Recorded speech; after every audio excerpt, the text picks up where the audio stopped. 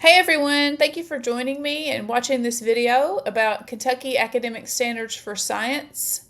I just wanted to create this for those who may be new to science, those who have been out of science for a while and are back, and just maybe need a refresher. So it's really just an overview. Anything that you need deeper or more details on, I would suggest that you go to kaystandards.org to investigate that for yourself, or look at some of the documents that I'm going to show you on a linked page that you could pursue a little more yourself, or reach out for some more help. I'm going to turn my webcam off so that I can show you more on my slides, but I will still continue talking to you. So good to see you.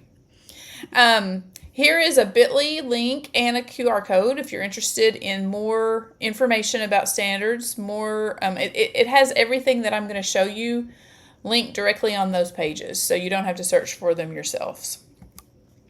So just to dig right in for a quick overview, we know that our standards in science were adopted in June of 2013, and they were adopted from the National Next Generation Science Standards. We've made some tweaks to them to make them kind of our own, but we pretty much have kept a lot of the same language in those.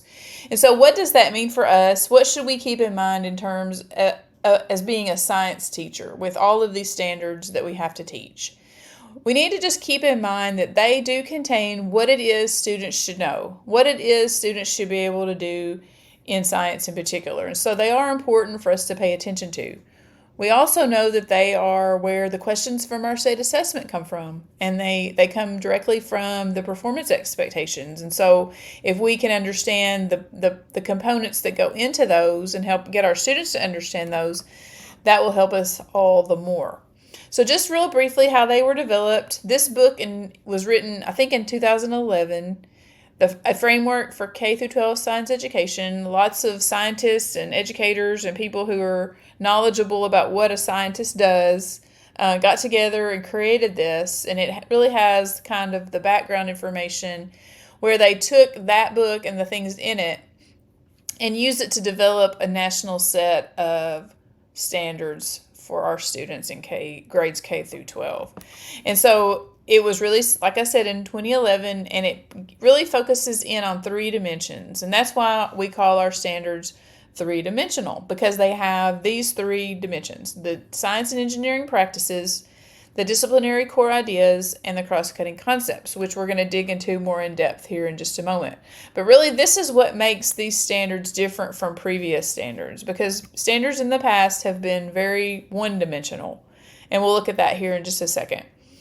But what happened was this book served as a guide so that the national standards could be developed in a collaborative effort leading to the NGSS. And then, of course, Kentucky adopted in June of 2013 with a Kentucky version.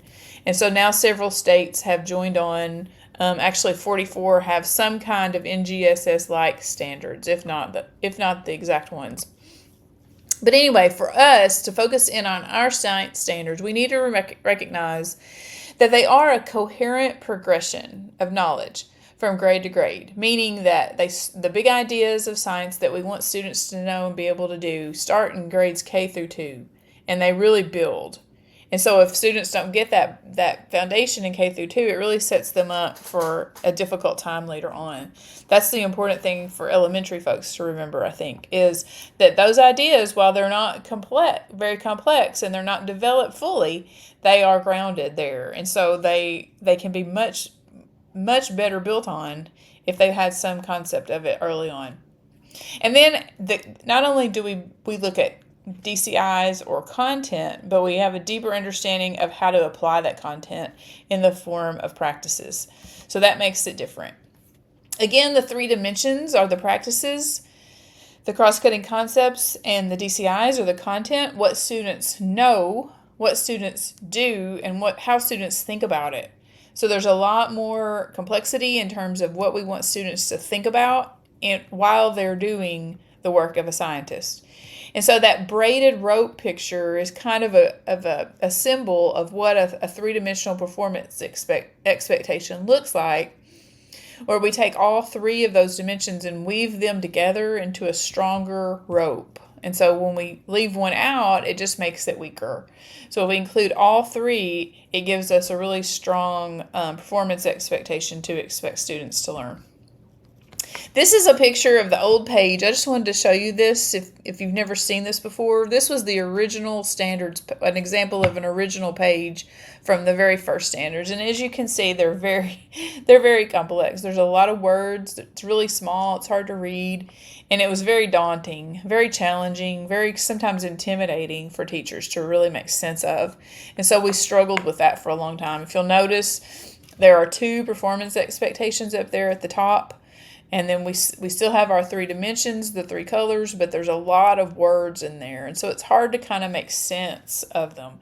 So what happened in 2013 is we decided let's clean that up and make it a little easier for our teachers and others to read and make sense of. And so you can see now that the picture is, or the document is much clearer and much easier to read with 1 performance expectation per page. And the DCIs and the SEPs and the CCCs are just for that particular performance expectation. Much easier to read.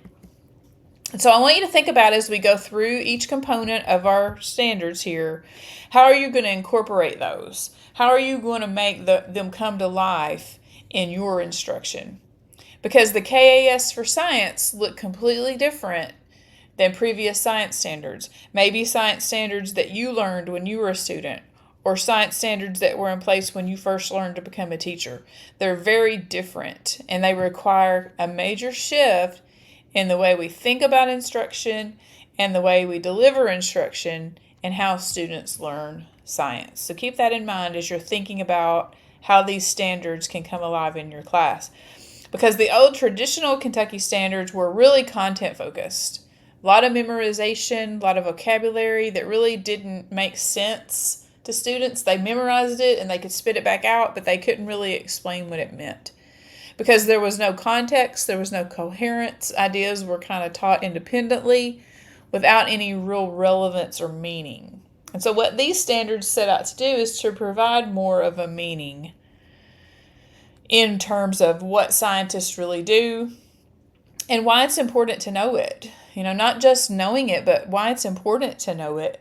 And the way that is done is through letting them do what scientists do in terms of practices and explain it in terms of how all of the ideas are related and fit together in those concepts.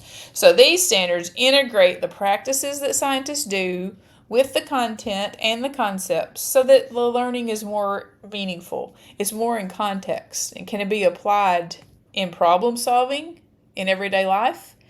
And it requires them to think higher, to think more at a higher level so that they can use it authentically and then transfer it when they see it again in another class or even outside of class in a real life situation. How much more meaningful is that than the way that they used to be? So the standards are written as performance expectations. This is just an example of one. It has the code there, it has the wording. And if you'll notice, if you can read that, you notice that it's a very big, broad statement. Not something that we can probably figure out or teach in one lesson, right? Probably not even in 2 or 3. It's probably going to take maybe a whole series of lessons, maybe an entire unit, to get students to really make sense and be able to do this particular performance expectation. That's okay. It's just we didn't understand that early on, and we got frustrated in trying to teach this when we didn't really understand how to do it. And so we've learned a lot about how to apply these and how to approach these and what parts of the standards document really matter on a day-to-day basis for classroom teachers.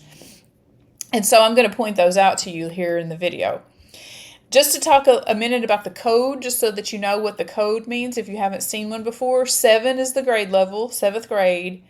LS stands for life science. 1 stands for the first core idea or the first topic in life science. And then number 7 means it's just the 7th one on the list.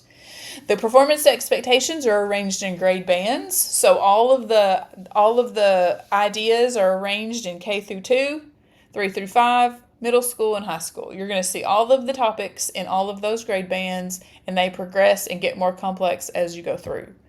In K through 5, there are grade specific, so there are first grade standards, second grade standards, on and on.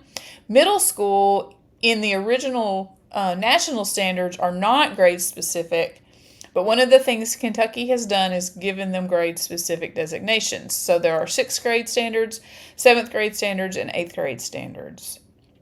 High school, they're all written by topic because that's generally how we do courses. We do biology course, chemistry course, physics course, and then we usually put the earth, space, science as a course, or we integrate them in with the others. And so they are based on topics. We also have engineering design standards in every band as well to give students opportunities to engage in some engineering tasks. So those are very important to be aware of as well as you look through your particular grade level. Without training, the standards can be very overwhelming. Trying to make sense of them by yourself. Hopefully, little videos introducing them like this will help you, and then it gives you a starting place, a jumping off spot to pursue further education for yourself. I'm just going to do a really quick overview of the document components and then talk about some supporting documents that you might consider using to help you make better sense. Again, this is what the new page looks like. I'm going to break down this page, the important parts to you. If you'll notice, the very top part there is the performance expectation. This one is a 4th grade standard in physical science. Below that are the clarification statements and the assessment boundaries. Those are just things that give you a little bit more details. What does this actually mean? What is it that we're going to be assessed on? Where can I stop teaching? Where does the assessment boundary fall? And if you want more information on those, you can look those up too. I'm not going to focus on those. I'm going to dwell on the 3 colored columns below because as a classroom teacher, those are the things that you need to be focused on in your day-to-day lesson planning, assessment, all of that goes into being a classroom teacher. So we're going to look at the foundation boxes. We're going to look at what each of those mean and how we should approach those. So here again is the 4th grade standard PS 4-1. Develop a model of waves to describe patterns in terms of amplitude and wavelength, and that waves can cause objects to move. I've color-coded those so that you can see it is a 3-dimensional performance expectation, not meant to be taught that way, but be mindful that those are the things students are going to have to do in an assessment, possibly. So let's take some time to look at each individual dimension, break them down, and see what they mean. The first one is the DCIs. This is the content. They are broad. They are not specific facts. They are really broad ideas that include multiple science disciplines. So we have physical ideas, we have life ideas, we have earth and space science ideas, and they have overall big concepts that students need to make sense of so that you can explain complex ideas if you have that knowledge built into those content area ideas. They have to be accessible to younger students, K through 2, but also be able to be built on and made more complex for high school students. That's why they are broad, because if we get too specific, it's hard to make it accessible to everybody. Here are the disciplinary core ideas. You notice there are the 3 columns with the 3 big ideas, physical, life, and earth space. Then you have 11 sub-ideas. Those are the bold ones there in the columns. And then there are 39 ideas within those that are found in the color-coded foundation boxes in your standards documents. You'll see those codes as we go through. So I want you to focus in on this one. This is that 4th grade physical science standard. At the orange box, the DCI is PS 4A. That means physical science, 4th idea, wave properties. That's what that 4A is. It's wave properties. Those are the things within that, those ideas within that, those big ideas about waves that students need to learn. What you need to get them to say, what you need to get them to model, what you need to get them to explain, what you need to get them to argue, what you need them to let them investigate so that they can figure that out. That's what you should be thinking about as a teacher. What kinds of activities can I give them so that they can figure that out and go from there? So the elements that are found within those colored columns, students learn ideas in early grades, and the ideas become more complex in later grades. They build on. So there is a document called Appendix E of the NGSS. You could Google it and find it. And what it does is it shows the progression of understanding across the grade level bands. And so you can see there that bottom column is the wave one. And we can see how in grades 3 through 5, that's the element we just saw in that standard. But you can go back and you can see what did they do in K through 2 and what are they going to do in 6 through 8, so that I can make sure as a 4th grade teacher I'm doing what I'm supposed to do to build on what they know and then prepare them for what's coming next. Here's an example with the waves of how it progresses from 1st grade to 4th grade to 7th grade into high school physics. And you can see how in 1st grade they just talk about sound and how that's a wave. And then in 4th grade they talk about waves in different other waves, like in water. And then they add on some vocabulary terms to describe the waves. And then in 7th grade they add even more ways that waves can be seen, and they add more vocabulary terms. Same thing in physics. It just gets more complex. You see, if they don't get what they need in previous grades, they're going to be at a disadvantage in later grades. How important that coherence is in meeting these standards. So DCIs are what students should know about science, the most essential ideas of those disciplines. The next dimension is the science and engineering practices. We call them the SCPs. They are the major things that scientists do every day in their work. As they investigate the world, as they make models, as they develop theories, these are the things scientists do if they're working. And also engineers, not just scientists. Keep that in mind.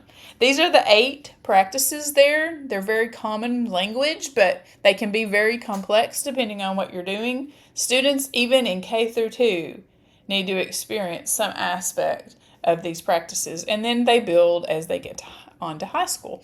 Why do we use the word practice and not the word skill? Practice suggests a much greater understanding of what the work is.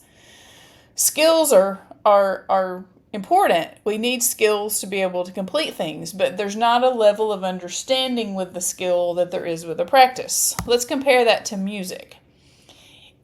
For a musician, their ability to play an instrument is a skill. If you can play the guitar and you can make it sound like a good song, then you've got that skill. But if you work at it and you really understand what the guitar is about and how the guitar works and how the scales are and how the chords are and all of the things that go into making that guitar do what it does, makes you a better guitar player because you can advance your skill because you have greater understanding. Same thing in with science practices. So if we look at the blue column here, the science and engineering practice associated with this particular PE is developing and using models. And so it describes there how students at 4th grade using this particular standard should use models and what students should be able to do. So remember, these practice elements build over time. So they should have had some experience with modeling in the previous grade band. You're building on to that in 4th grade. Students learn to do one part in a previous grade and then become more skilled and complex in later grades. So understanding that is important. You can find that information in Appendix F. If you want to know what they did in K through 2 in terms of modeling, you can look at that and see what they should have done and where they should be in 4th, and then where they're going in middle school. It's just a support document to help you greater understand your standard. Here's how the developing and using models practice progresses for this particular performance expectation. In 1st grade, they use models of sounds and develop their own sound models. In 4th grade, they manipulate different models using different media to explain them. In 7th grade, they develop and manipulate variables that affect how models work related to waves. And then in physics, they look at all different kinds of models, different kinds of system models, and really get a lot more complex in understanding waves. So the practices are really what students do. so that they work like a scientist. Scientists use models all the time to help explain their ideas, to help communicate their ideas. And if we don't give students the opportunity to do that practice as well as many others, they don't really understand the work of scientists.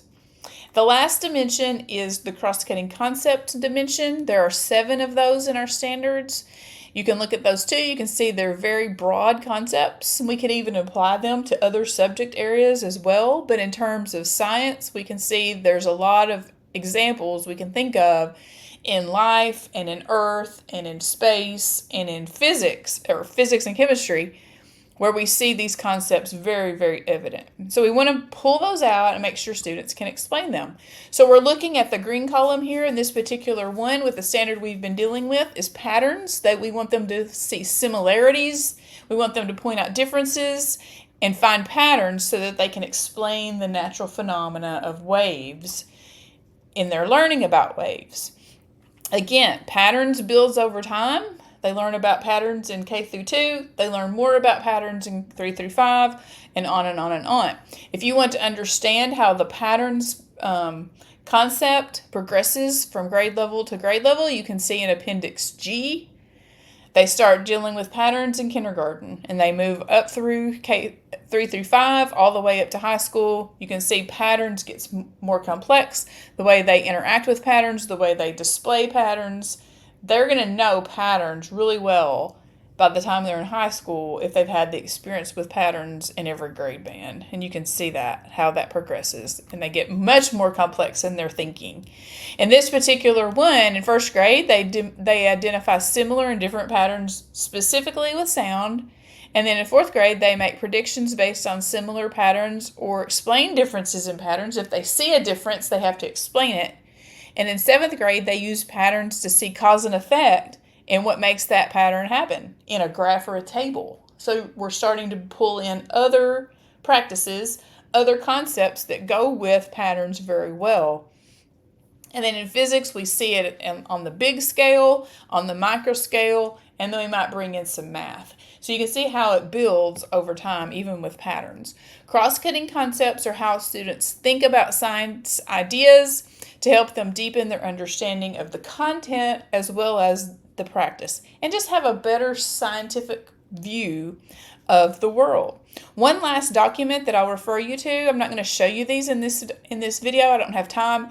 But if you still need a little more detail about your particular standard, go to the evidence statements. You can Google it. It will bring them up. You can filter it and find the one that you want specifically.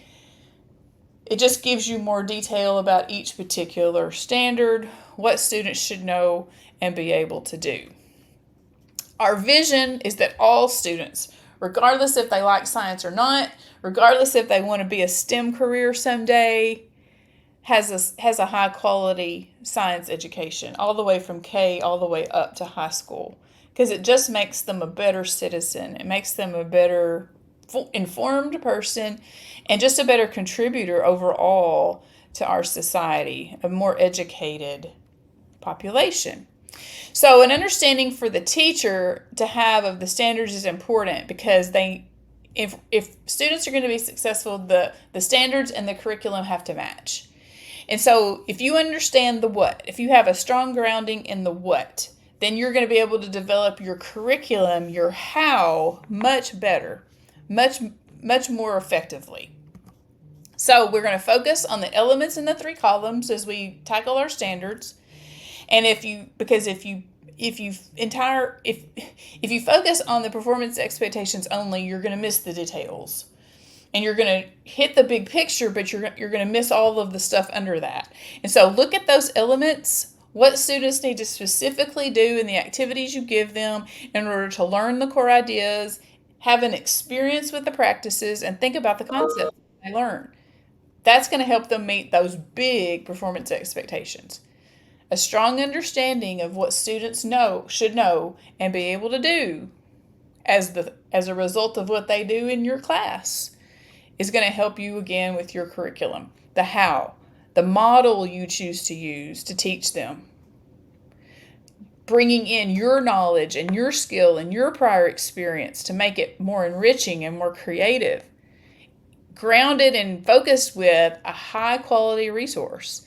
Those are the resources that have the standards aligned already for you. They have the practices embedded, they have the routines, and all of the things that are going to help draw out all of that understanding, that figuring out that you want students to do. They do that for you.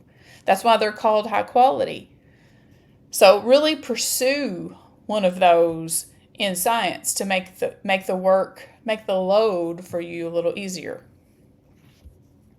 So, and then also use your other supplemental resources as needed. So I hope this video helps. If there's anything that I can do to help you, please reach out. You can reach me at the co-op, susan.beatty@wkec.org, and I'll be glad to help in any way that I can. Just don't get overwhelmed by the standards, but just focus on what's important and make it work for you. Thanks.